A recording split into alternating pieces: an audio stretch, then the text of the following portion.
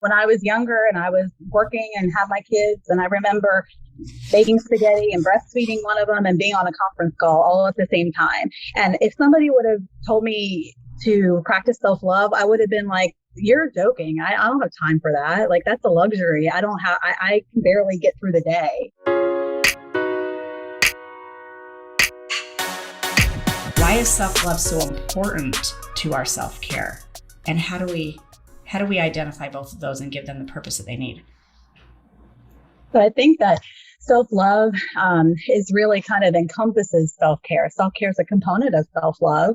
It's an important component in terms of being able to take care of ourselves and our bodies, putting aside time to nurture ourselves. But self-love extends beyond that. And it's really the deeper inner work that you do, and recognizing your gifts and your strengths and knowing what makes you authentic and what your values are, and learning how to be able to appreciate your body and have healthier relationships. I have a question on that, because I think, we've heard this term self-care and self-love, I think, is becoming more prevalent and more talked about. But I think there's a lot of misconceptions about what is really self-love. And in your book, you have a section that says what it is and what it isn't.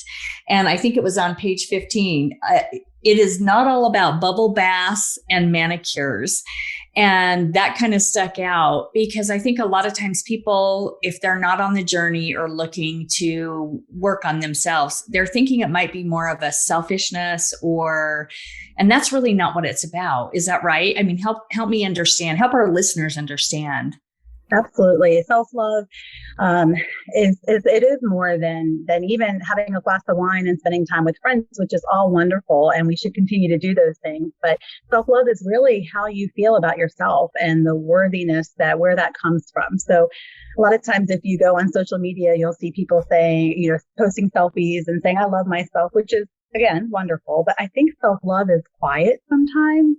It is slow. It's the inner work that you do. It's not from the outside that you're getting your worth. You're not necessarily having to get it from what car you drive or how much money you make or what you look like. The self-love comes from within. And then you can share that and extend that outward to everyone. Self-love is not perfection.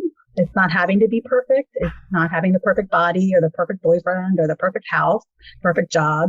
It's actually, it's the opposite of that. It's loving yourself even when things are not perfect, when you screwed up or made mistakes or you're not at your finest. It's being able to be compassionate and kind to yourself. Self-love is also not always being happy. It's not always pretty. Sometimes self-love is ugly crying and allowing yourself to feel all your feelings and making really difficult, hard decisions where other people might not be okay with that. So I'm an ugly crier. So yeah, I can relate to that. Well, personally, I think there's nothing more powerful than an ugly cry, because when you are done with an ugly cry, you feel like you've just cleansed yourself of all of this energy that you've been carrying around. And an ugly cry really kind of helps you start with this clean slate again. I think when I actually have those, and I need to do them more. It feels good. It feels good. I think women, we suppress our feelings. We stuff them. We hide them. We don't acknowledge them because we have to be happy or we have to take care of everybody else. And so we don't have time to feel our feelings. But a part of self-love is being honest with what you're really experiencing and feeling. It doesn't necessarily mean it's happy or fun. Well, and I think, you talk about how self-love is intentional.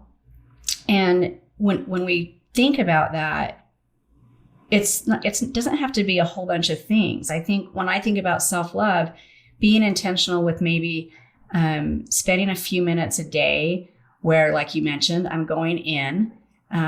It's saying things to myself that are opposite of what I normally have with my inner dialogue, which is, whether it's just as minimal as, I wished I wouldn't have had a glass of wine last night because now I don't feel completely 100%, to, I really don't like how I look in those jeans, or I wish, I had better hair. And I think, just reframing what we're saying to ourselves is a practice of self-love, but it's really being conscious and aware of it so that we can catch ourselves, don't you think? Very easy to internalize that critical negative voice, whether it's from childhood trauma or just society's messages and how we're kind of conditioned to think that we're going to get better by beating ourselves up. And I think that along with sometimes reframing, it doesn't always have to be the opposite. So if we think, oh, I'm so fat and disgusting, you don't have to think, oh, I'm skinny and beautiful. You can think, you know what, my body is amazing. My body can do amazing things. Sometimes we come up with a more helpful thought as opposed to trying to challenge the negative belief, because when we try to challenge it, sometimes we get more stuck with it, if that makes sense. The more energy we put onto it, the more we get confused. And by coming up with a more helpful thought, saying, well, I'm working on my self-love. Does this thought really help me feel good about myself? Is there a better thought that I can have? A more helpful thought that's in alignment with what I really want to be focused on. Maybe that's being more authentic, or learning something new, or living life a certain way. So a listener out there who is in their 20s and 30s, they've got little kids running around, they've got a full-time job, they might be doing some homeschooling still.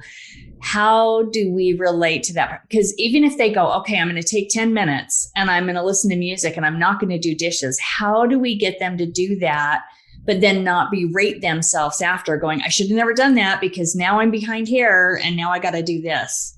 It's true. I was thinking about that. I'm sorry, I didn't mean to cut you off. No, go. When I was younger and I was working and had my kids, and I remember making spaghetti and breastfeeding one of them and being on a conference call all at the same time. And if somebody would have told me to practice self-love, I would have been like, you're joking. I don't have time for that. Like, that's a luxury. I can barely get through the day. I probably would have done it in the shower. So as I'm washing my hair and soap's going down the drain, I might actually smell the shampoo or smell the soap or visualize all my stress going down the drain. It doesn't have to be this huge act that you do that takes a lot of time. It's the intention behind what you're doing. When you're driving, roll the windows down and play some music that you enjoy. Sometimes it may be like kids' music that you're not really enjoying that much, but you can make the best of it. It is hard when you're busy and you're constantly going to give yourself permission to be able to do that. But if you don't, and I can speak from personal experience, the resentment and the exhaustion and the burnout will affect your relationships. It'll affect your job. It'll affect your health, and it will have long-term consequences. So it's so important to learn how to do that when you're younger.